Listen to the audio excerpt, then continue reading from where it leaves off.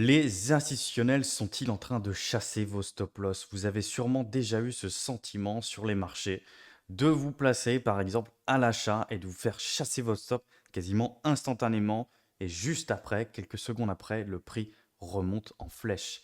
Je vais vous expliquer au sein de cette vidéo comment fonctionnent ces mécanismes et je vais vous montrer un exemple concret de stop run sur Bookmap et je vais répondre à cette question: est-ce que les institutionnels chasse-t-il vos stop loss? Et je vais également vous donner un outil secret qui vous permet de regarder un peu le positionnement des retails sur les marchés. Allez, c'est parti. Sans plus tarder, comment est-ce que fonctionne cette fameuse buy stop liquidity? Alors, déjà, ce qu'il faut comprendre, c'est que les buy stops sont des pièges à liquidité placés juste au-dessus du prix actuel et c'est une partie spécifique de la buy side liquidity. D'accord? Donc l'analogie, on aime bien faire des analogies sur cette chaîne YouTube. Alors imaginez une rivière, le marché, avec des barrages, donc des niveaux de prix, d'accord? Par exemple, niveau de prix psychologique, 5800 points, 5000 points, etc.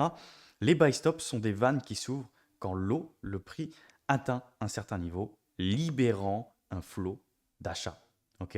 C'est comme si voilà, vous ouvriez les vannes d'un barrage, tout simplement. Évidemment, vous avez une certaine pression, d'accord, qui va se faire lorsque vous allez ouvrir ces vannes, d'accord. Donc, où est-ce qu'on va trouver ces fameux buy stop? Donc, sur des niveaux techniques, généralement, donc des résistances, des plus hauts historiques, des niveaux de Fibonacci, des lignes de tendance, d'accord, les figures chartistes, cassure de triangle, drapeau, canot, etc. Voilà. Donc, globalement, c'est sur des niveaux techniques, ok.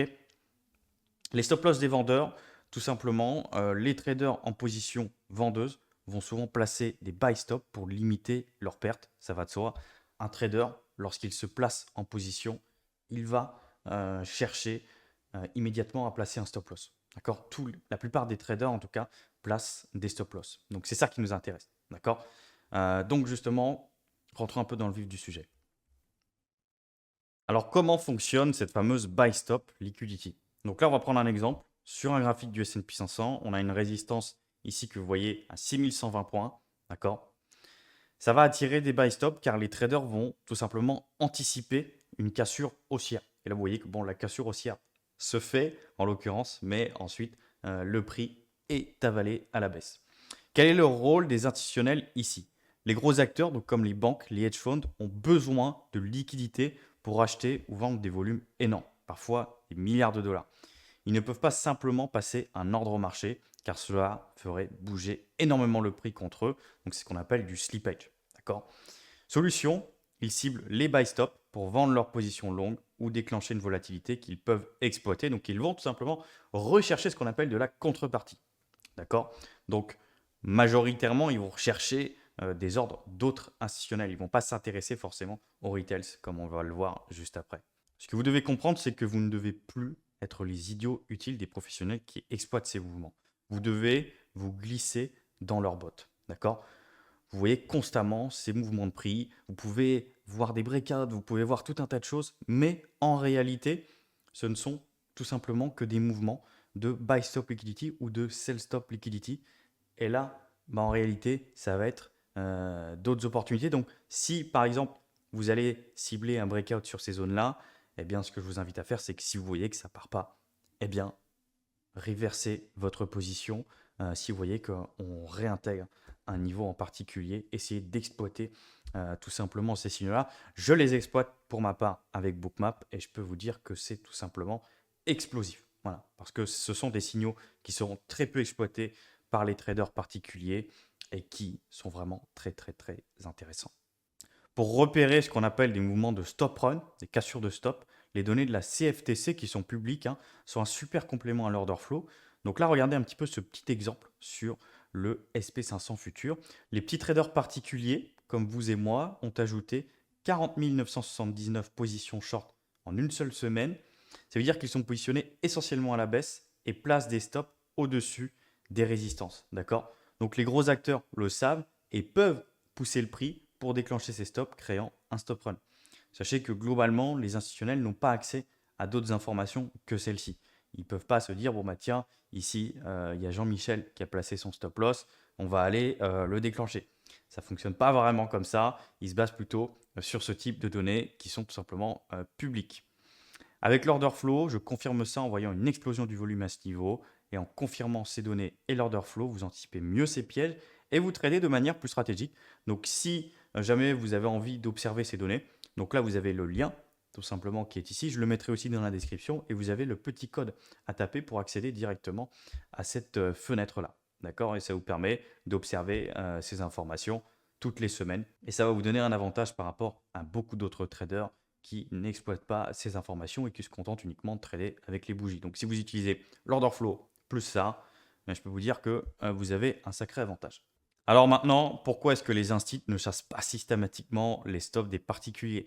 Comme vous le savez, les particuliers ne représentent environ que 5% des volumes sur les marchés, forex, actions, etc., contre 95% pour les institutionnels. Donc c'est à peu près, hein, ce n'est pas forcément les vrais chiffres, mais globalement, il y a beaucoup plus de volume de la part des instituts. Exemple, si un particulier place un stop sur une position de 10 000 $, cela ne représente qu'une goutte d'eau face aux milliards qui sont tradés par une banque, et vous le savez très bien. Les stops des particuliers, même regroupés, ne fournissent pas assez de liquidité pour justifier une chasse ciblée. Sauf exception, évidemment. Si la liquidité des particuliers est faible, le coût de la manipulation peut dépasser finalement le profit potentiel. Donc les instituts préfèrent cibler des poches plus importantes comme les stops des hedge funds ou des fonds de pension, etc., etc. Quand les institutionnels poussent le prix vers une résistance pour cibler une poche de liquidité, les stops des particuliers peuvent être déclenchés par accident, mais ce n'est pas quelque chose de systématique, évidemment. Donc là, je vais vous montrer un mouvement de stop run sur le Nasdaq. Alors le Nasdaq, vous le savez, c'est un indice qui a tendance à être plutôt volatile et à faire des mouvements de prix assez importants. Donc là, vous allez le voir en direct live, un mouvement de stop run. Ok, bon là, ça prend un petit peu de temps. On voit qu'il y avait déjà eu une très forte pression vendeuse ici. Et là, regardez, ça se matérialise. On voit les vendeurs qui poussent, qui poussent, qui poussent. Là, on a une magnifique distribution et j'ai l'impression que on cherche à pousser vers le bas. On n'arrive pas à passer ici les 745. Vous voyez ici le POC. Et là, regardez, ça pousse quand même très fort, hein, avec beaucoup de l'eau. Donc la liquidité va agir comme un aimant, hein, vous allez vite le voir.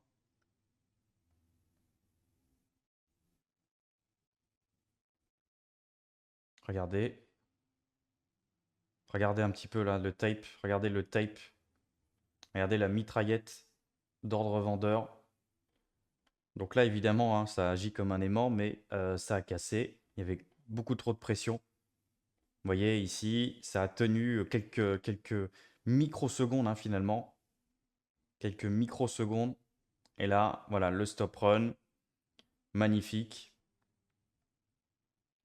Donc là, ensuite, évidemment, on va avoir un V-shape. Donc les V-shape hein, traduisent assez bien des mouvements de stop run, des cassures de stop, tout simplement.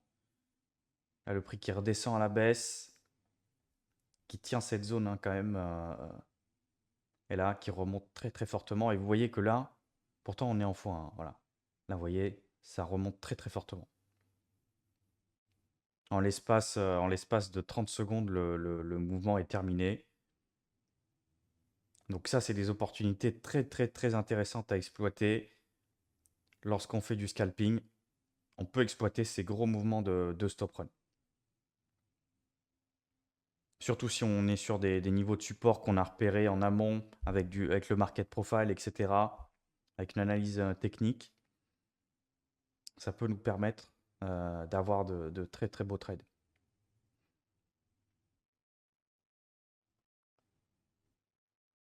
Vous voyez là, voilà.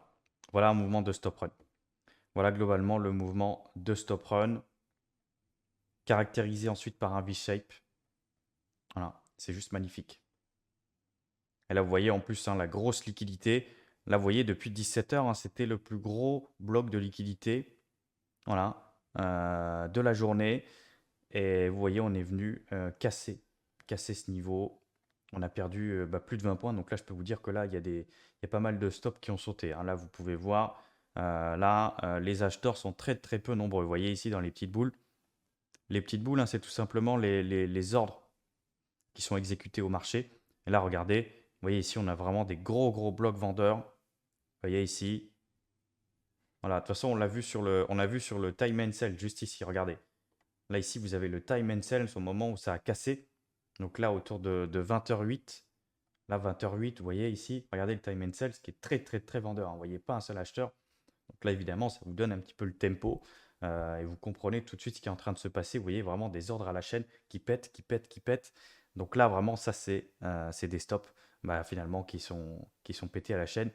Là, c'est des acheteurs, tout simplement. C'est des gens qui étaient à l'achat.